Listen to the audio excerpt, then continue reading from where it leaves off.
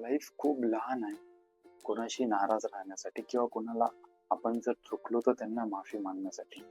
कारण कसं आहे, लाईफ खूपच छोटी आहे. आपल्याला वाटते आपल्याजवळ खूप जास्त टाइम आहे, पण ऍक्च्युअल मध्ये तसं नसतं.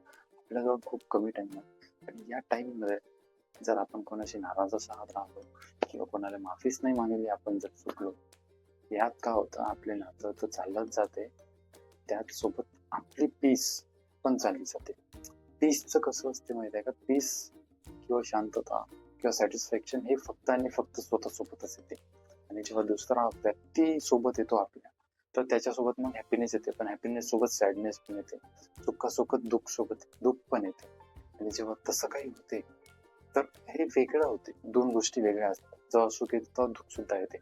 आणि भारतात जवळपास 9 फिलॉसॉफीज आहे, दर्शन. त्याच्यातले जवळपास 4 ते 5 दर्शनने एक्सेप्ट केलं आहे किंवा लाईफ इज ऑल सफरिंग, म्हणजे आयुष्य हे पूर्ण दुःखाने भरलेलं आहे. आणि जो व्यक्ती दुःखासोबत मिळून घेतो, एक्सेप्ट करून घेतो, मग त्या दुःखामध्ये पण त्याला सुख पण दिसून येतं. तर दुःख आणि सुख जेव्हा दुसरा व्यक्ती पर्स्पेक्टिव्ह मध्ये येतो, दृष्टिकोन मध्ये येतो, तेव्हाच होते.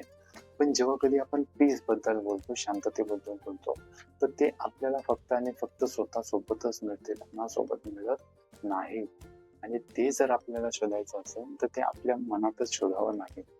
म्हणून असं म्हणतात की जेव्हा कधी आपण कोणासोबत नाराज राहतो, तर आपण आपल्याला स्वतःला दुःख देत असतो.